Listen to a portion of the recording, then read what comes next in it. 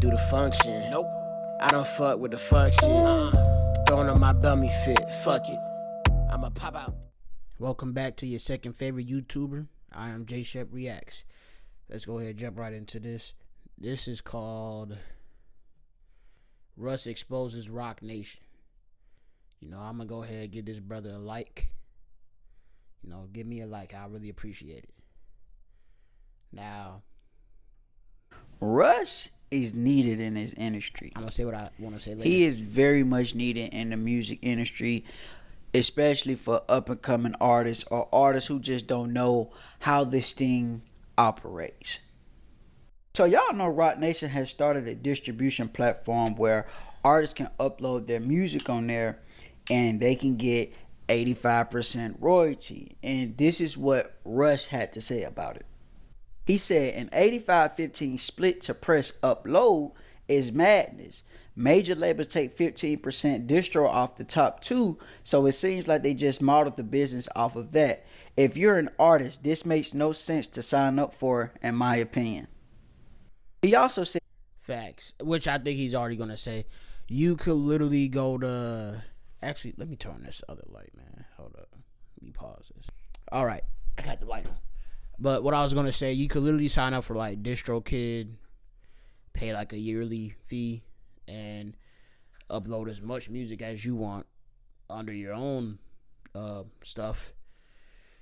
And then you got TuneCore, which I don't know how much that one costs, but that's also another big one. You got CD Baby, and I want to say SoundCloud. If you use the SoundCloud Pro thing, I think it also will distribute, like if you want to Apple Music and Spotify and stuff like that. And there's some other stuff out there too. So the fact that Rock Nation is off rip taking 15% of your stuff is ridiculous. When you could get 100% using DistroKid and all that. Not to mention you gotta do your splits for your producers and other writers if they want. Not other writers. Well, yeah, samples. If you do sample an artist and their deal is that, hey, I'll approve this sample if you give me 10% of the song, then yeah, you got to give a cut to them. Or the featured artist, if they want to cut, or if you're, you know, y'all talked it out and that's how y'all want to do it, y'all do a contract like that, whatever, cool, then you'll give them a cut. So yeah, that's what I'm saying. So it's leaving you a little stuff, which is crazy. Oops, I didn't mean to pause that one. as major label distribution comes bundled with major label services, a team, radio, marketing, global offices, sales teams, editorial leverage, etc. Rock Nation distro platform is a self-serve uploader with none of those services and yet charges the same 15% major labels do. He's right about the that. Economics don't make sense when the entire market norm is 0 to 10% and only charging percentage when they add services. Exactly. A $50 annual fee versus 15% of your entire catalog's revenue are not remotely comparable. One is a fixed cost, the other is a tax on your entire career. Free to upload is the okie doke. Fixed fees protect artists, percentages drain artists. If you make even $1,000 a year, 15% of that equals $150. You've already paid them that 3 times the cost of any flat fee distributor. Yep. I.e. DistroKid, TuneCore, CD Baby, like I was saying. Russ, they about to send them black trucks towards your ass, man. But on the real, I'm not exactly sure how these metrics work, but I can believe Russ and how the way he's breaking it down. This Rock Nation distribution platform has mainly been promoted to up and coming and independent artists. Oh, that's another one. How did I just had it in my head, bro. I'm so mad. How did I just forget it? Ah, man, who's on that label? Well, it's not a label, but it's a independent distributor. Cause my cousin used to use. Man, I just forgot about it. Either way. But he just said he doesn't understand. Basically, I'm going to break it down for you. So, like, Russ, it's kind of well said right here. But basically, with a major label, they already take 15% of your distribution, like, percentage. Meaning, 15% of your masters in a sense, or aka publishing as well. You know what I'm saying?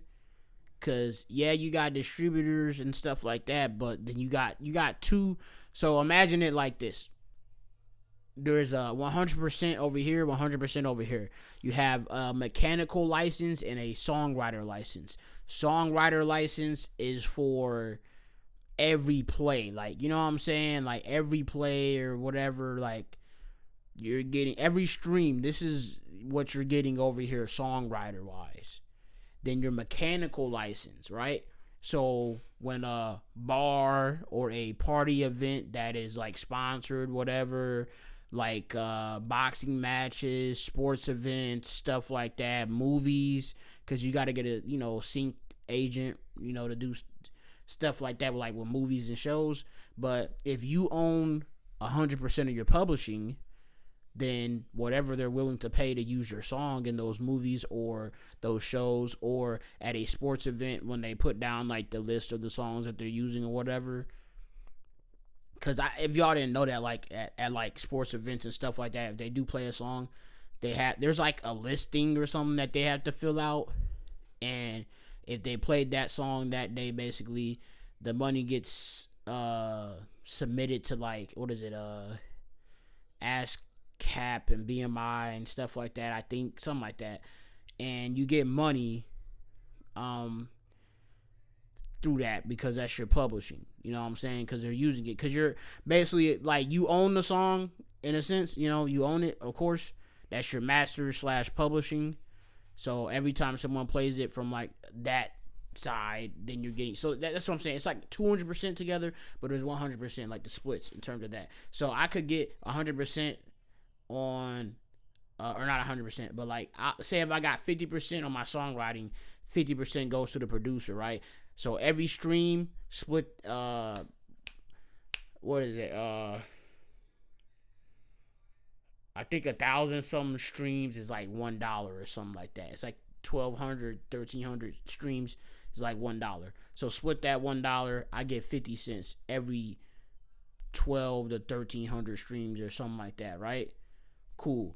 Over here, it's not like that. It's not based on streams. It's based on how many times, or not how many times, but like where and when your music is used. Like I said, like you got the bars, you got the major sporting events, you got movies, you got shows, stuff like that.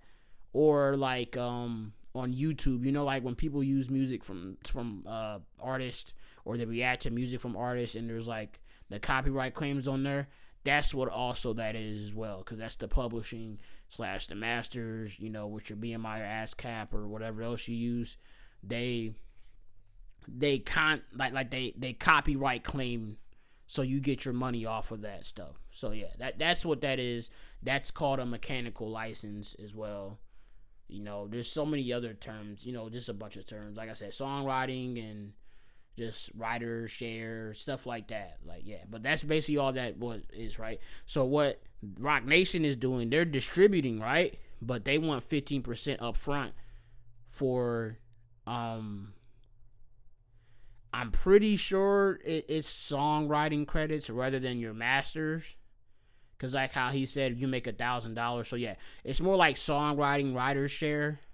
So like how he said, you make $1,000, then they get $150 off of, like, say if you got a whole bunch of streams. Like I said, if it's like 1,200, 1,300 for like $1, right?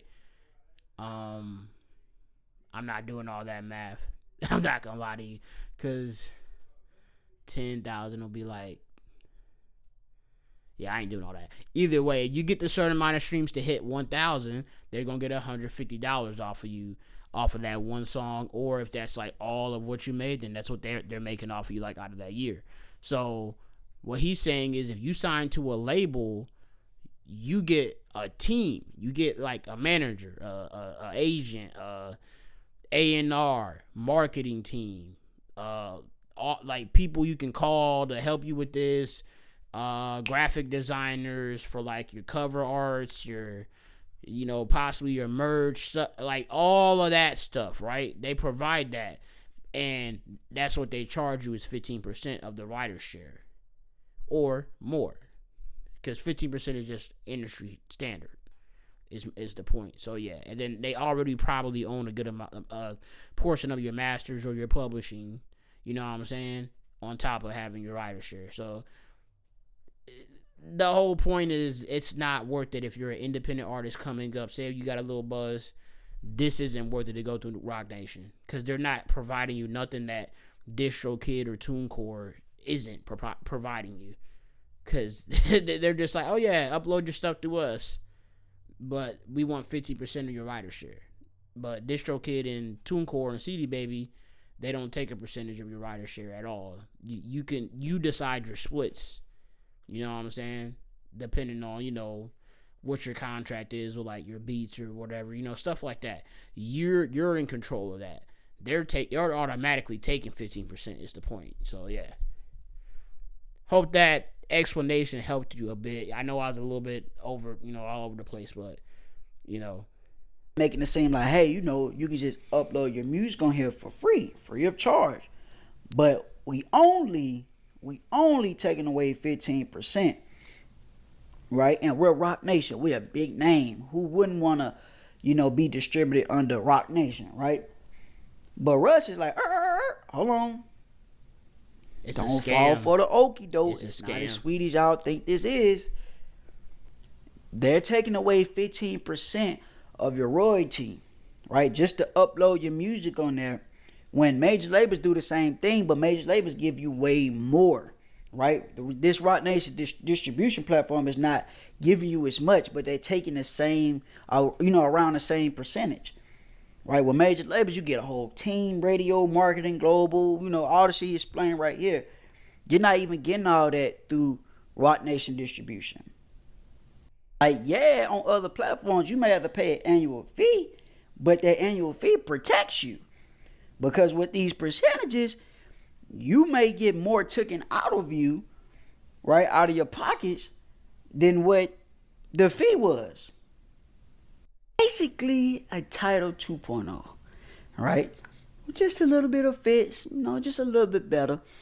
But we're trying to sell this thing to artists where, we're trying to help them or look out for them. But we're low-key doing the same thing. But just with different branding and sold to you a different way. I know labels do not fuck with Russ. They're like, this motherfucker be exposed and shit. But this is why I rocks with him really tough. You know what I'm saying? I'm not even like a big fan of his music. He got a few songs I fuck with. But I just love how the way he moved in this shit. And has been very successful with it, right? He writes, produces, mixes, and masters his own music so he can get a big chunk or all of from his art. You know what I'm saying? Like, I can't do nothing but respect that. And then he's kicking game, like breaking it down detail, because artists, it's some artists, they'll talk about it a little bit, but they won't break it down for people to really, really like understand it or whatever. It's like they just kind of whine about it or complain about it, but they don't really break it down for people to fully understand. Russ is going to do that. He's going to take the time to make videos. He's going to sit the time and write all big paragraph, whatever, for you to read through and listen to and learn from. Like, if I'm a up and coming artist, I'm listening to Russ because he's pretty successful. Like, I be seeing him pack out his shows all the time, and he do numbers and shit like that and have hits and shit like that. Like, if I'm an up and coming artist or independent, I'm looking at what Russ is doing, and that I will model myself from, bro. He would definitely be someone I will follow and shit like that, because he's gonna lead you the right way, and so you won't get fucked over by this system. You won't get fucked over by this industry. And lastly, I've noticed it's not a lot of music critics and influencers and radio hosts and people that's in certain position. They're not really talking about it like that. Like, they kind of quiet on it. They don't want to rub Rock Nation the wrong way.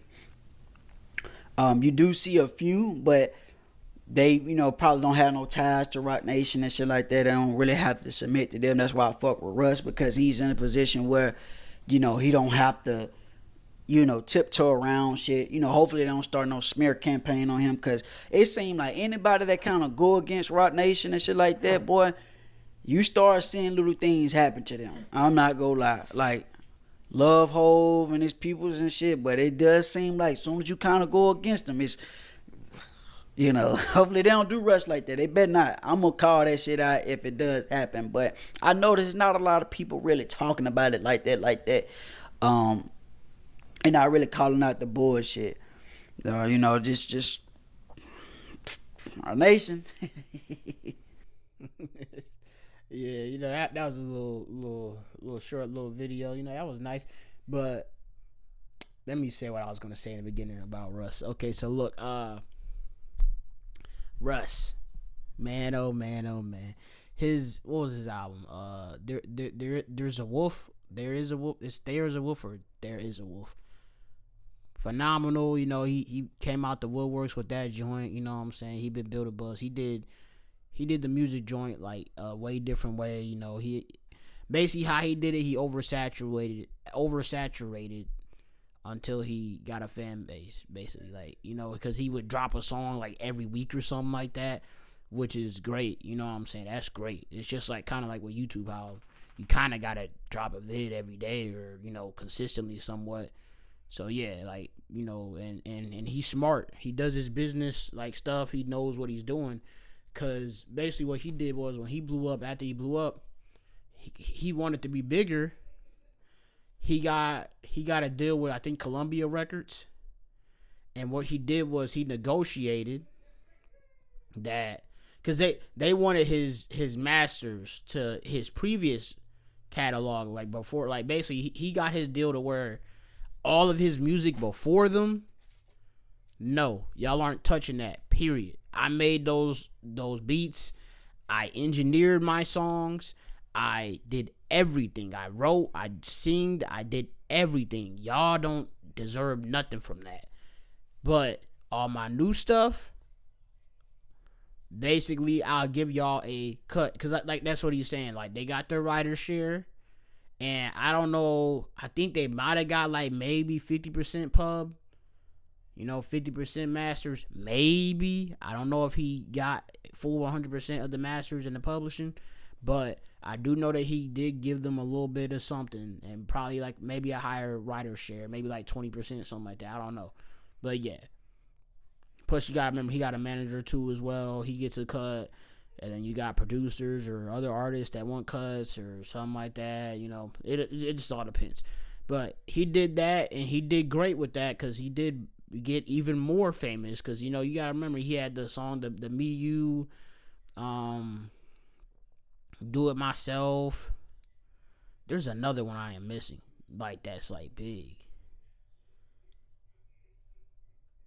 Well, I guess this one, it wasn't as big, but it's the Cherry Bomb or Cherry Hill, something like that.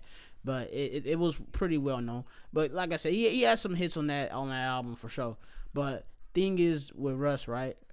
I say all that, commendable. I respect him for real, because even after he left that label, he was basically making 6 figures every month off of his old music, because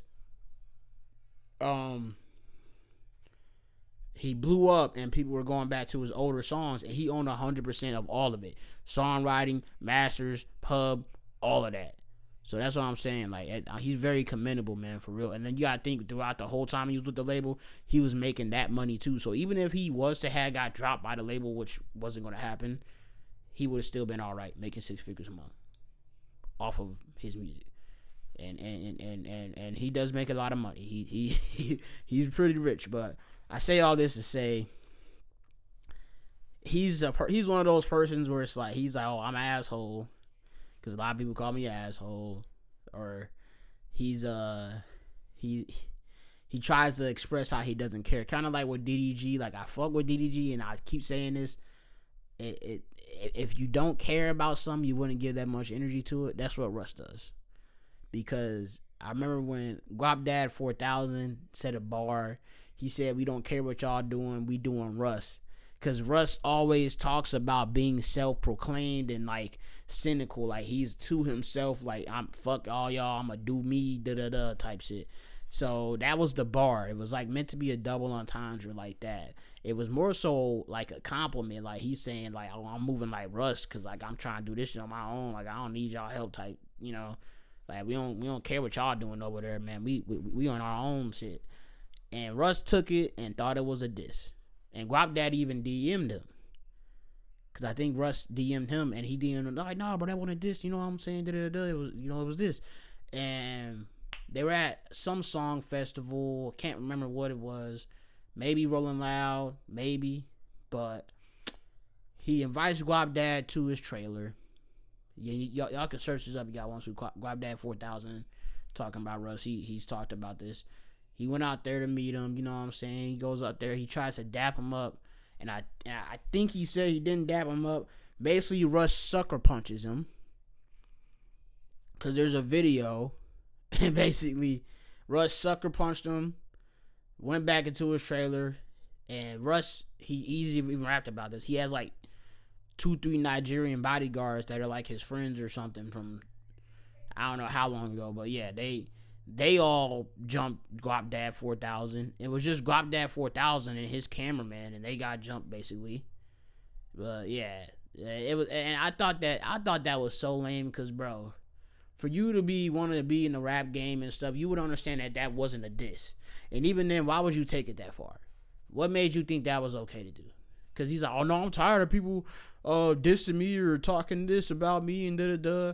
And I'm just like, bro, imagine if Drake did that every time somebody dissed him. You haven't seen Drake do that to Childish Gambino. Like, when Childish Gambino wasn't even that huge, like how huge he is now, like, you know what I'm saying?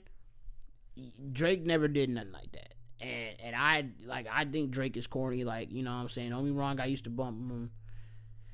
You know, I'll still listen to some Drake. It's just, he's mad disappointing. But Russ looks up to Drake. This is why I'm using Drake as an example.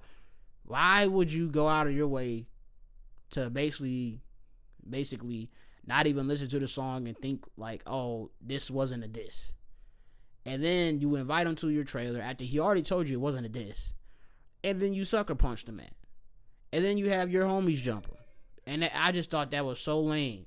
And when they asked him about it on, I don't know if it was the Breakfast Club or something, he goes, yeah, he was talking mess and da-da-da. Nah, man, I'm showing everybody. You keep talking mess about me. This is what's going to happen. Da-da-da. Bro, that's not, like, you know, you can't act tough after that. Now,